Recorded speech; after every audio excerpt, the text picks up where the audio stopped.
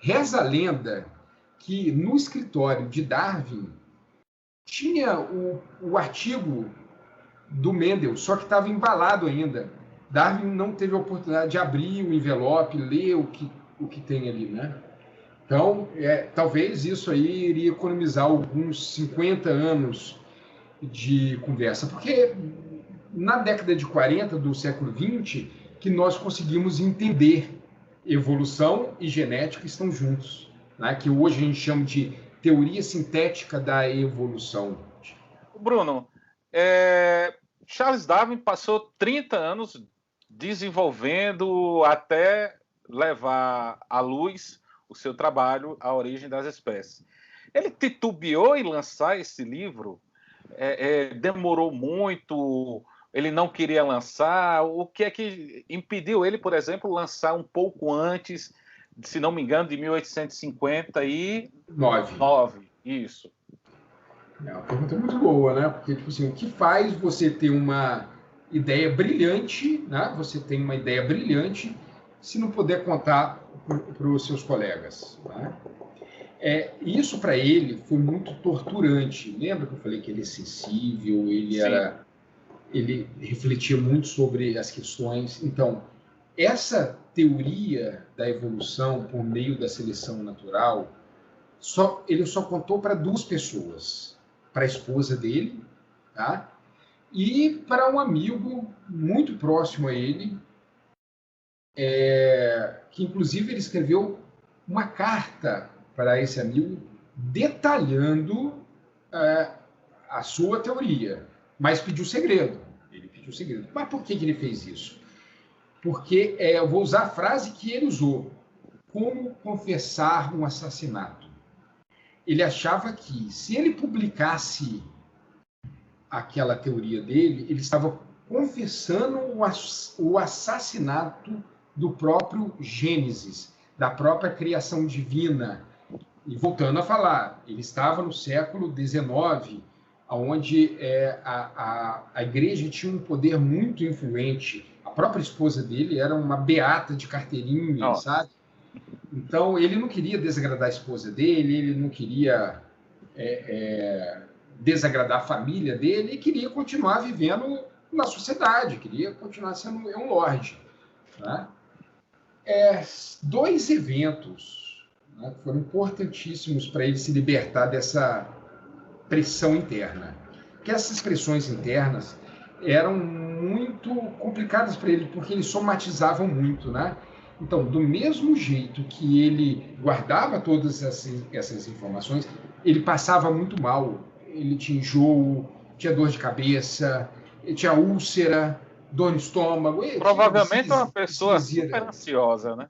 Muito. Ele tinha zigue-zira pra caramba, né? Tinha muita questão, que era o quê? Era a somatização dessa pressão psicológica que ele tinha. Mas voltando a falar de duas coisas que fez ele refletir e bater na mesa, falar assim, agora é a hora, foi quando ele perde a filha dele, a mais querida, a primogênita dele, tinha 10 anos, né?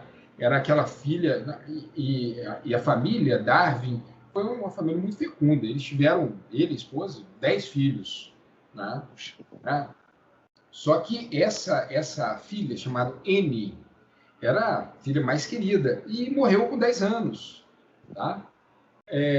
Morreu com uma doença que, se fosse hoje, a gente teria como salvar, teria vacina, teria tratamento, tá? Que foi a febre tifoide. Poxa. Então, hoje a gente já teria como salvá-la, né? Então, por isso que é muito importante, pessoal, vacina salva vidas. Vacina sim. Vacina sim. Então, a filha dele morreu, aquilo desconcertou ele tudo, sabe? A ideia dele que ele tinha sobre essa religião da família, ou essa religião da aristocracia inglesa. E, assim, a gota d'água foi quando ele recebe uma carta de um jovem naturalista e fã do Darwin, que era Alfred Russel Wallace. Ao contrário de Darwin, O Wallace era pobre, filho de um açougueiro lá de Londres, que a vida dele, a vida de Wallace, era coletar espécimes para aí sim vender. Ele vendia, ele trabalhava.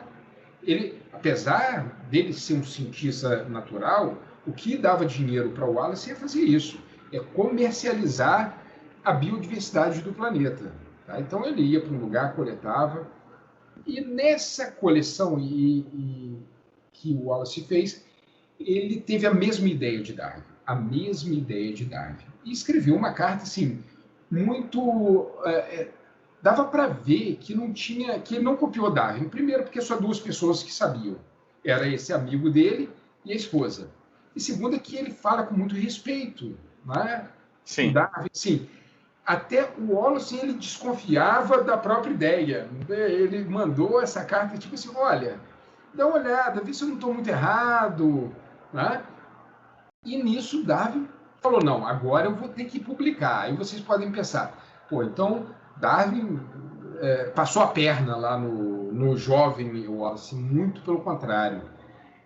Darwin fez questão, é uma das cartas que Darwin escreveu para uma pessoa, falando que preferiria queimar toda a sua obra, todos os seus manuscritos, do que passar a perna no Wallace. A saída que ele teve foi o seguinte, pegar cartas dele antiga, que ele mandou para esse amigo, contando sobre,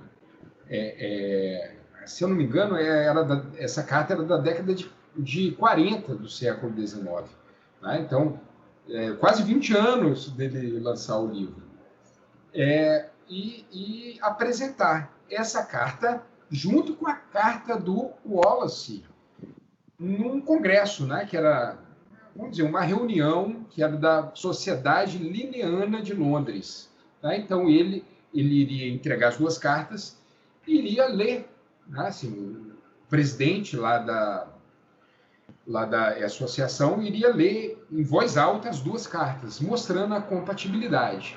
Tanto que hoje, essa teoria da evolução pela seleção natural, ela em alguns países, se eu não me engano, até lá na Inglaterra, ela é conhecida como teoria de Darwin, teoria de Darwin-Wallace. Né? Aqui a gente fala assim do Darwin.